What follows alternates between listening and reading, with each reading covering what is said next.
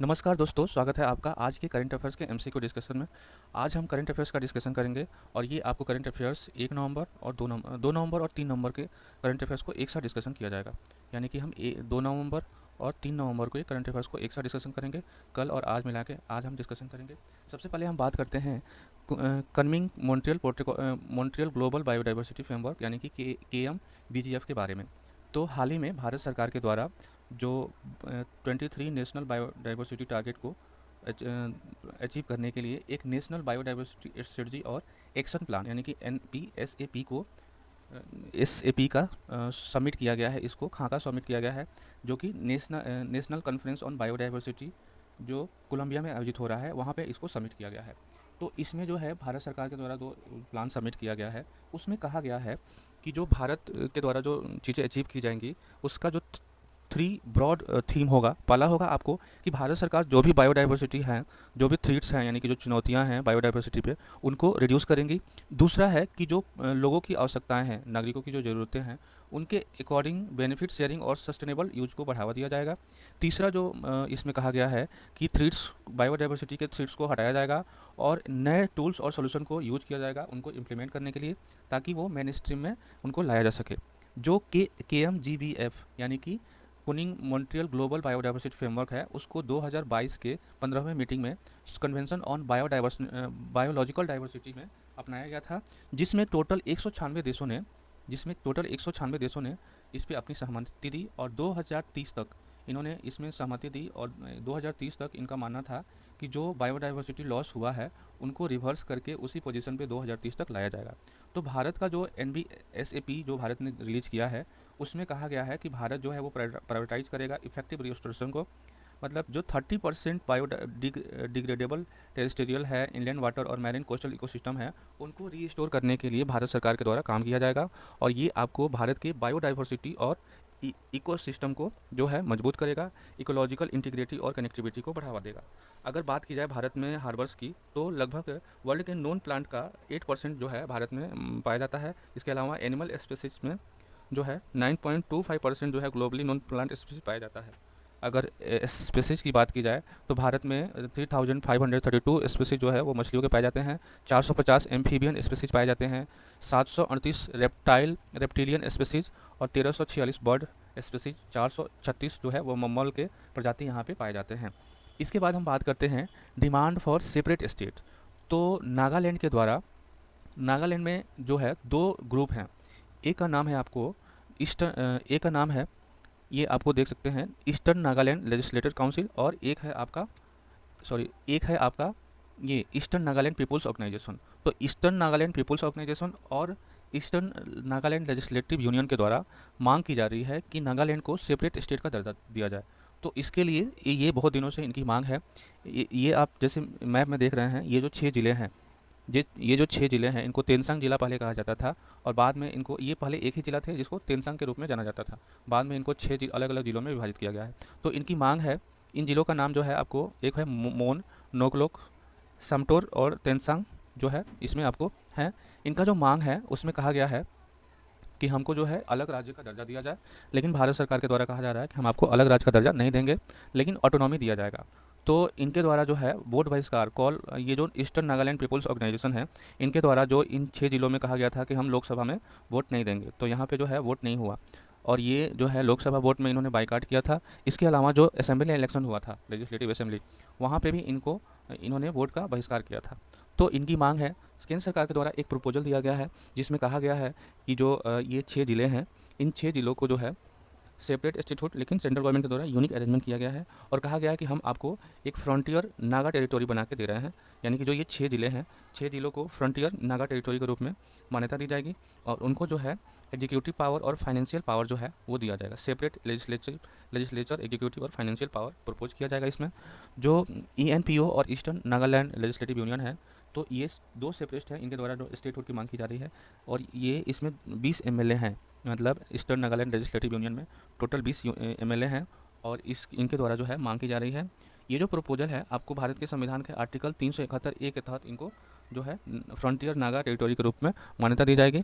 और ये प्रोविज़न जो है आपको तेनसान डिस्ट्रिक्ट को लेके जो प्रोविज़न दिया गया था उसी के अकॉर्डिंग होगा और उसमें कुछ वैल्यू एडिशन किया जाएगा।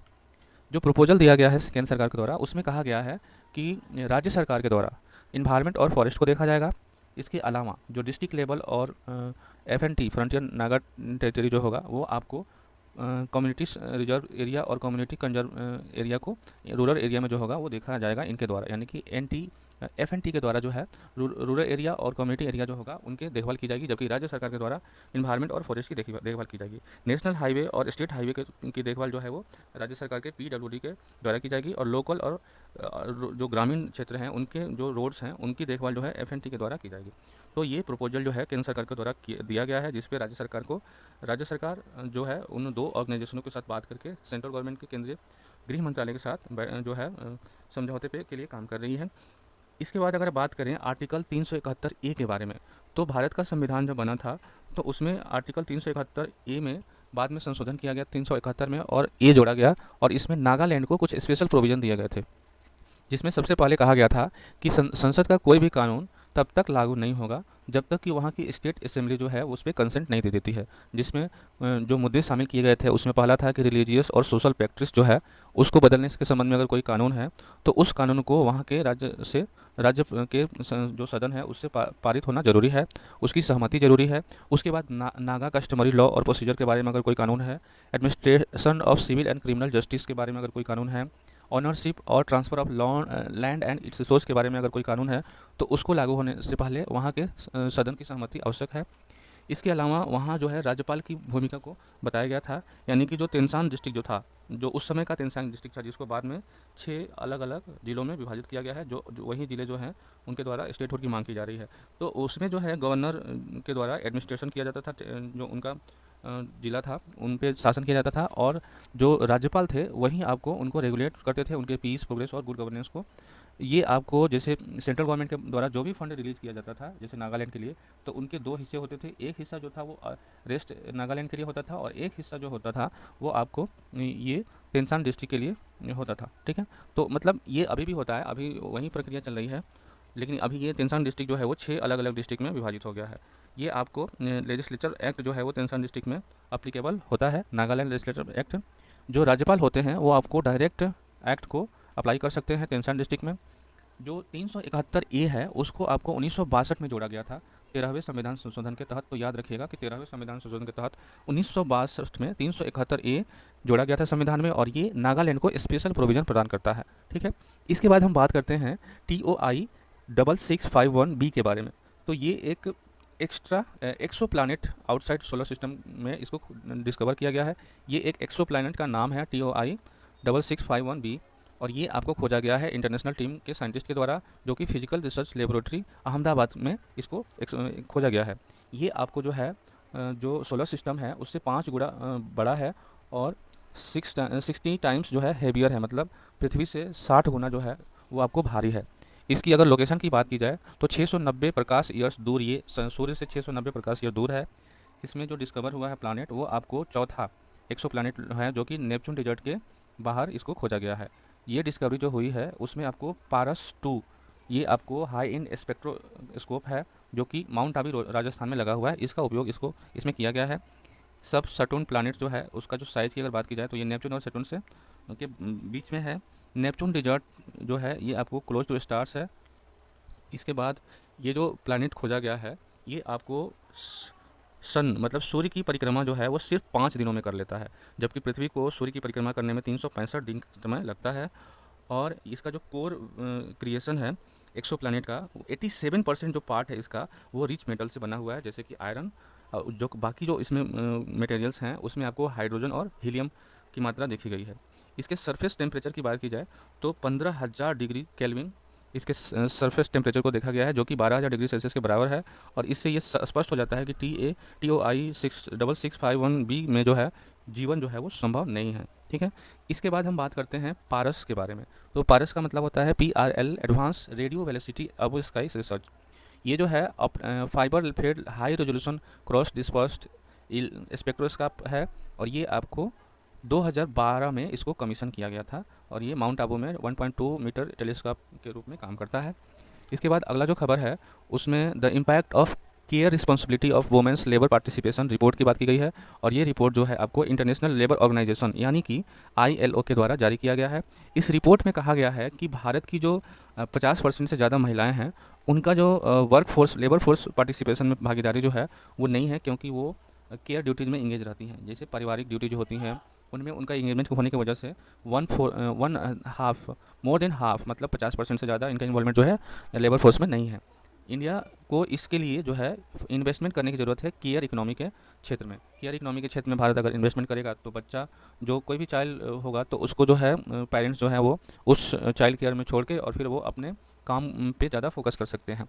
इसको कहा गया है कि अर्ली चाइल्ड केयरहुड केयर और एजुकेशन जो है वो आपको इसमें इन्वेस्टमेंट करने की ज़रूरत है, ताकि लेबर फोर्स पार्टिसिपेशन के अनपेड कैरियर को जो है जेंडर इक्वलिटी को कम किया जा सके। इसमें अगला जो बताया गया है कि इसमें कहा गया है कि 1.1% जो मेन है वो सिर्फ आपको लेबर फोर्स में से बाहर रहते हैं, क्योंकि वो घर के केयर रिस्पॉन्सिबिलिटी का ख्याल रखते हैं, जहाँ जबकि महिलाएं जो है वो लगभग 50 से ऊपर उनका योगदान जो है अनपेड लेबर में होता है, जबकि पुरुषों का जो योगदान है वो 1.1% होता है। इसके बाद कहा गया है कि ईरान, इजिप्ट, जॉर्डन, माली के बाद भारत जो है एक ऐसा देश बन गया है जहाँ की 50% जो है वुमेन हैं वो आपको लेबर वर्क फोर्स से मतलब आउटसाइड हैं, यानी कि वो लेबर वर्क फोर्स में भागीदारी नहीं लेती हैं। इसमें सबसे पहले ईरान है, दूसरा है इजिप्ट, तीसरा है जॉर्डन, चौथा है माली और पाँचवें नंबर पे भारत आप इसमें दिया गया है। जबकि बेलारूस, बुल्गारिया, लाटविया, स्वीडन के बारे में कहा गया है कि यहाँ की 10% से कम महिलाएं जो हैं वो आपको लेबर वर्क फोर्स में से बाहर हैं, क्योंकि वहाँ जो है केयर गिविंग में वहाँ की सरकार जो है अपने GDP का 1% जो है उसमें इन्वेस्ट करती है, यानी कि अर्ली चाइल्डहुड केयर में इन्वेस्टमेंट किया जाता है। इसकी वजह से वहाँ पे है लेबर पार्टिसिपेशन महिलाओं का ज़्यादा है, और ये इनके GDP का 1% तक इनके द्वारा इन्वेस्ट किया जाता है। इस रिपोर्ट में कहा गया है कि 97.8% वुमेन जो हैं और 91.4% मेन जो है भारत में वो आपको पर्सनल और फैमिली प्रॉब्लम से जो है बाहर हैं। इसके अलावा कहा गया है कि 708 मिलियन वुमेन्स जो हैं आपको टोटल वर्कफोर्स से बाहर हैं, क्योंकि वो अनपेड केयर रिस्पॉन्सिबिलिटी में घिरी हुई हैं। ठीक है, इसके बाद हम बात करते हैं भाषा गौरव सप्ताह के बारे में। तो चीफ मिनिस्टर ऑफ असम के द्वारा हेमंत बिस्व शर्मा के द्वारा अनाउंस किया गया है कि भाषा गौरव सप्ताह जो है आपको 3 नवंबर से 9 नवंबर के बीच में मनाया जाएगा, और ये आपको इनके द्वारा मनाया जा रहा है असम लैंग्वेज को जो क्लासिकल लैंग्वेज का दर्जा दिया गया है उसके रिच हेरिटेज और कल्चर को प्रसारित करने के लिए इस सप्ताह को मनाया जा रहा है भाषा गौरव सप्ताह के रूप में। ठीक है, इसके बाद हम बात करते हैं बोत्सवाना के बारे में। तो बोत्सवाना जो है ये चर्चा में है, क्योंकि डूमो बोको को यहाँ के नए अगले प्रेसिडेंट के रूप में चुना गया है और प्रधानमंत्री ने इनको बधाई दी है। बोत्सवाना के कैपिटल की बात की जाए तो आपको हो जाएगा गेबोरेने। बोत्सवाना जो है वो एक लैंड लॉर्ड कंट्री है, जैसा कि आप देख सकते हैं इसके नीचे आपको साउथ अफ्रीका, नॉर्थ में ये आपको साउथ हो जाएगा, नॉर्थ में जिम्बाब्वे, नॉर्थ ये आपको पश्चिम में आपको हो जाएगा जिम्बाब्वे, जाम्बिया आपको यहाँ उत्तर में हो जाएगा, अंकोला हो जाएगा, नामीबिया हो जाएगा। तो ये जो है लैंड लॉर्ड कंट्री है। इसके अलावा यहाँ पे कालाहाट डिजर्ट और ओकावांको डेल्टा यहाँ पे पाया जाता है। ये एनिमल हैबिटेट के लिए काफ़ी प्रसिद्ध है। यहाँ पे सेंट्रल कलाहारी गेम रिजर्व है, जो कि फोजलाइज रिवर वैली के लिए, अनड्यूलेटिंग ग्रासलैंड के लिए इनको जाना जाता है। ये आपको कई प्रकार की एनिमल्स और जिराफ के लिए, चीता और हाइना के लिए यहाँ पे हैबिटेट है। ठीक है, तो ये थी आज की डिस्कशन। मिलते हैं अगले डिस्कशन में, तब तक के लिए धन्यवाद।